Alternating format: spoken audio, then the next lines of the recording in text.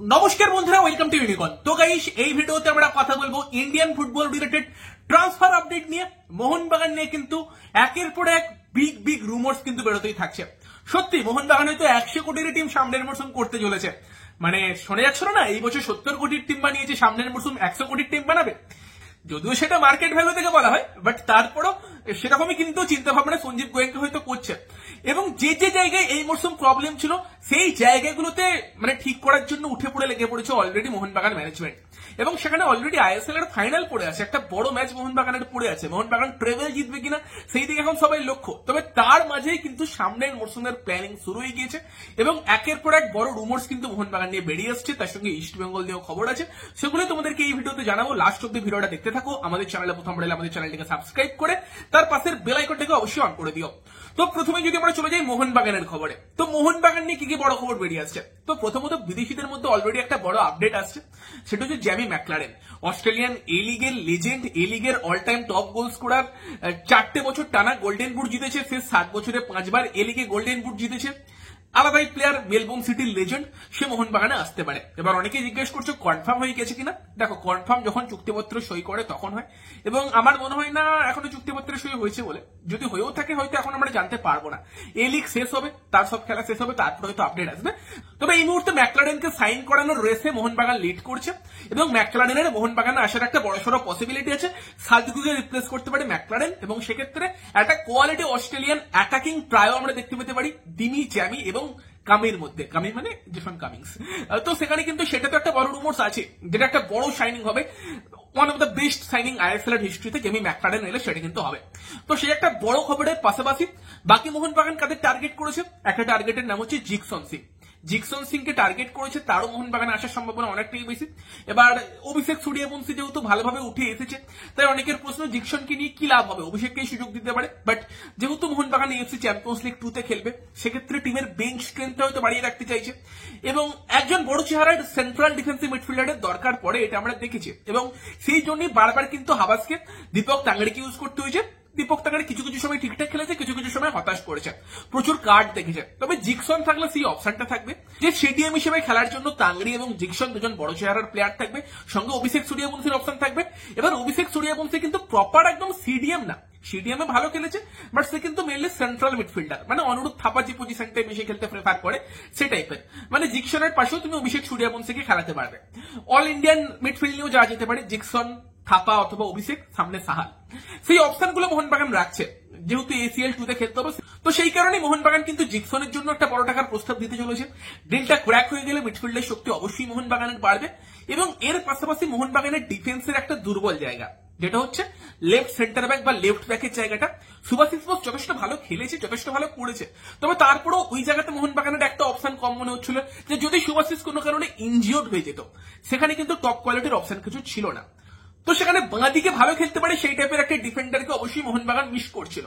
সুভাশিস বোসের একটা ব্যাকআপ বা দরকারে যদি মোহনবাগান 4 ডিফেন্সে খেলতে চায়, আনোয়ারের মতো প্লেয়ার অ্যাভেলেবেল না থাকে, সেক্ষেত্রে সুভাশিসকে সেন্টার ব্যাক খেলিয়ে এমন একটা প্লেয়ার যাকে লেফট ব্যাকে খেলানো যাবে, সেই টাইপের একটা অপশন মোহনবাগানের দরকার ছিল। লেফট ব্যাকের ব্যাকআপ লাগতো, এবং যদি সুভাশিস একটু অফ ফর্মে থাকে, সেক্ষেত্রে সেই জায়গাতে ইউজ করার মতো একটা অপশন। এবং সেখানে আমানদীপ অবশ্যই আছে, ইয়ং প্লেয়ার, ট্রাস্ট করা যেতে পারে তাকে। তবে মোহনবাগান তারা যেহেতু এসিএল 2 তে খেলবে এবং একদম সেরা একটা টিম বানাতে চাইছে, তো সেখানে যে খবরটা বর্তমানে বেরিয়ে আসছে সেটা হচ্ছে যে জয় গুপ্তাকে সই করানোর জন্য মোহনবাগান কিন্তু অল আউট যেতে চলেছে। হিউজ টাকার ট্রান্সফার ফি মোহনবাগান জয় গুপ্তাকে সাইন করানোর জন্য এফসি গোয়াকে দিতে পারে, এবং এই মুহূর্তে কিন্তু মোহনবাগান জয় গুপ্তাকে সাইন করানোর রেসটাই লিড করছে। তো এটাও কিন্তু একটা হিউজ সাইনিং মোহনবাগানের জন্য হতে পারে যদি জয় গুপ্তা মোহনবাগান টিমে যোগ দেয়। তো সেখানে কিন্তু অলরেডি মোহনবাগান দুজন কোয়ালিটি ইন্ডিয়ান প্লেয়ার, জয় গুপ্তা যার এই মরশুমের শুরুটা খুব দুর্দান্ত গিয়েছিল, কোয়ালিটি প্লেয়ার, কোনো সন্দেহ নেই, তাকে এবং জিকসনকে সাইন করানোর জন্য কিন্তু টাকার থলি নিয়ে অলরেডি রেডি আছে। এবং জয় গুপ্তার সম্বন্ধে তোমাদের আরো একটা ইন্টারেস্টিং তথ্য দিয়ে রাখি, যে এই মরশুম জয় গুপ্তা লেফট ব্যাকের জায়গাটাই যথেষ্ট ভালো খেলেছে, বাট জয় গুপ্তা কিন্তু অ্যাকচুয়ালি সেন্টার ব্যাক খেলতে পারে, ভালোভাবেই পারে। মানে তোমার মনোলো মার্কুয়েসের একটা ইন্টারভিউ শুনছিলাম, সেখানে সে কিন্তু বলছিল যে জয়গুপ্তা কিন্তু মেনলি সেন্টার ব্যাক, তাকে তিনি লেফট ব্যাকে খেলাচ্ছেন, এবং সেখানে জয়গুপ্তা ভালো করেছে। তো সেখানে মোহনবাগান যে 3 ডিফেন্সের সিস্টেমে যাচ্ছে বর্তমান সময়, যেখানে Subhasish Bose left centre back সেই রোলটা প্লে করছে, তো সেখানে কিন্তু সেই রোলটা জয়গুপ্তাকে দিয়েও প্লে করানো সম্ভব, দরকারে লেফট ব্যাকও খেলানো সম্ভব, সুভাশিসের ব্যাকআপ হয়ে গেল, ওই জায়গাতে একটা অপশনও বেড়ে গেল। তো ডেফিনেটলি কিন্তু মোহনবাগানের স্কোয়াডের শক্তি জয়গুপ্তা এলে অনেকটা বাড়বে। তো সেই জায়গাতে মোহনবাগান কিন্তু নিজেদের বেঞ্চ স্ট্রেংথটা বাড়ানোর জন্য, নিজেদের টিমটাকে আরো শক্তিশালী করানোর জন্য কিন্তু জেমি ম্যাকলারেন, জয় গুপ্তা এবং তার সঙ্গে সঙ্গে জিকসন সিং এই তিনটে প্লেয়ারকে অলরেডি টার্গেট করেছে। ম্যাকলারেনের আসার চান্সটা অনেকটা বেশি এবং জয় গুপ্তা বা জিকসনের জন্য যেরকম ট্রান্সফার ফি দিতে চলেছে বলে শোনা যাচ্ছে, সেখানে সেই ডিলগুলো হয়ে যাওয়ার সম্ভাবনা অনেকটা বেশি থাকছে। এবং এর পাশাপাশি কিন্তু মোহাম্মদ সানান তাকেও টার্গেট করেছে, সেও একটা দুর্দান্ত প্লেয়ার, কিয়ান নাসিরির জায়গাতে তাকে নিয়ে আসতে পারে। তো এই টাইপের অনেক রুমোর্স আছে এবং সেখানে আরো রুমোর্স আসতে থাকবে মোহনবাগানকে নিয়ে। রুমোর্স বলতে মানে পজিটিভ রুমোর্স, মানে এগুলো গুজব না, মোহনবাগান সত্যি প্লেয়ারগুলোর সঙ্গে কন্ট্যাক্ট করছে। তো সেখানে মোহনবাগান ডেফিনেটলি সামনের মরসুমের জন্য অনেক বড় কিছু প্ল্যান করছে। এই মরসুম মোহনবাগান ভীষণ সফল হয়েছে, লিগ সিএল জিতেছে, বাট মোহনবাগান এখানেই থেমে থাকতে চাইছে না, এসিএল এএফসি চ্যাম্পিয়ন্স লিগ 2 তে ভালো কিছু করতে চাইছে। এর পাশাপাশি আমরা যদি চলে যাই ইস্ট বেঙ্গলের খবরে, তো ইস্ট বেঙ্গলে কিন্তু একটা ভালো ডিফেন্ডারকে সই করাতে চলেছে অ্যালেক্স সাজি। পার্সোনালি আমার ভীষণই ভালো লেগেছে এই মরসুম তার খেলা, এবং আই লিগে যখন খেলতো তখনও তার খেলা খুব ভালো ছিল। এবং এই মরসুম হায়দ্রাবাদের ডিফেন্সকে কিন্তু অনেকটা একাই নেতৃত্ব দিয়েছে, যতবার সুযোগ পেয়েছে খুব ভালো খেলেছে। এবং সেই জায়গাতে অ্যালেক্স সাজি ইন্ডিয়ান ডিফেন্ডার, তাকে কিন্তু ইস্ট বেঙ্গল দলে নিতে চলেছে। যদি এটা ইস্ট বেঙ্গল সইটা কমপ্লিট করতে পারে, ডেফিনেটলি একটা ভালো শাইনিং হবে, একটা ভালো অপশন কিন্তু ইস্ট বেঙ্গলের কাছে আসবে। অবশ্যই হয়তো প্রথম দিকে as a backup option east Bengal এই মুহূর্তে অ্যালেক্স সাজির কথা ভাবছে, বাট সে কিন্তু মেন টিমে এসেও ভালো খেলার যে ক্ষমতা রাখে সেটা সে দেখিয়েছে। হায়দ্রাবাদের হয়ে কিন্তু তাদের পুরো ইন্ডিয়ান স্কোয়াডও সে অ্যাজ এ ডিফেন্ডার ভালো খেলেছে। তো সেখানে কিন্তু অ্যালেক্স সাজিকে ইস্ট বেঙ্গল টার্গেট করেছে এবং অ্যালেক্স সাজি ইস্ট বেঙ্গলে যোগ দিলে সেটা কিন্তু ডেফিনেটলি ইস্ট বেঙ্গলের জন্য একটা পজিটিভ সাইনিং হবে। এরই সঙ্গে সঙ্গে ওড়িশা এফসির প্রিন্সটন রিভেলো, যাকে কিন্তু কোচ সের্জিও লোবেরা বেশ ট্রাস্ট করেছে এই মরসুমে, তবে সেই প্রিন্সটন রিভেলো কিন্তু আর ওড়িশাতে থাকছে না সামনের মরসুম। সে কিন্তু পাঞ্জাব এফসির সঙ্গে অলরেডি 3 বছরের ডিল প্রায় সাইন করে ফেলেছে। 3 বছরের কন্ট্রাক্টে সে পাঞ্জাবে সই করতে চলেছে।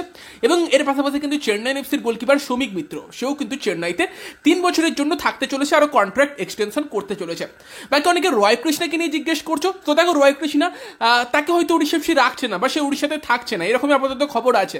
এবং রয় কৃষ্ণার কাছে কিন্তু মুম্বাই সিটি এফসি এবং কেরালা ব্লাস্টার্স তারা একটা অফার নিয়ে গেছে, আলোচনা চালাচ্ছে, সেরকম খবর বেরিয়ে এসেছে। তবে যদি কলকাতা থেকে কোনো অফার থাকে, সেখানে কিন্তু রয় কৃষ্ণ আবার কলকাতায় ফিরতে পারে। এবার কলকাতা থেকে অফার বলতে মোহনবাগানের ইন্টারেস্ট আছে বলে এখনো শোনা যায়নি, তবে হাবাস কানেকশন আছে। তবে যেহেতু কামিংস, দিমি, যদি ম্যাকলারেন আসে, সেই জায়গাতে রয় কৃষ্ণাকে মোহনবাগানে দেখতে পাওয়ার চান্স কম। বাট যদি ইস্ট বেঙ্গল বা মোহামেডানের মতো ক্লাব থেকে ভালো অফার রয় কৃষ্ণার কাছে করা হয়, সে কিন্তু কলকাতায় ফিরতে পারে। তবে এই মুহূর্তে দাঁড়িয়ে আপাতত মুম্বাই এবং কেরালা তার কাছে নাকি অফার নিয়ে গেছে, এই টাইপের খবরই বেরিয়ে আসছে। তো দেখা যাক রয় কৃষ্ণাকে সামনের মরসুমে আমরা কোন টিমে দেখতে পাই, সেটা এবার দেখার। হোপফুলি আইএসএলেই দেখতে পাবো, বাট যদি উড়িষ্যাতে এত ভালো খেলার পরও উড়িষ্যা থেকে না রাখে, সেটা আমার কাছে কিছুটা সারপ্রাইজিং সিদ্ধান্ত হবে। বাকি তোমাদের মতামত জানিও এই বিষয়ে। ভিডিওটা ভালো লাগলে ভিডিওটাকে লাইক করে দিও, শেয়ার করে দিও। আর মোহনবাগান যে প্ল্যানিং নিয়ে এগোচ্ছে সেটা নিয়ে তোমাদের কি মতামত কমেন্টে অবশ্যই জানিও, যে জিকসন সিং, জয় গুপ্তা বা ম্যাকলারেনের মতো প্লেয়ারকে তোমরা মোহনবাগানে দেখতে পেলে কতটা খুশি হবে।